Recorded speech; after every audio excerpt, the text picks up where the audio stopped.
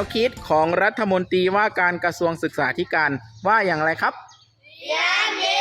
มีความสุข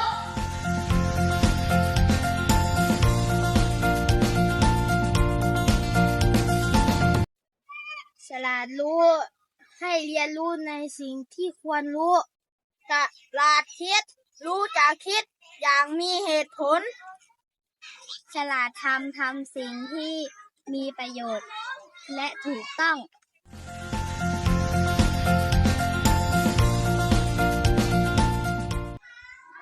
ลดภาระนักเรียนลดภาระผู้ปกครอง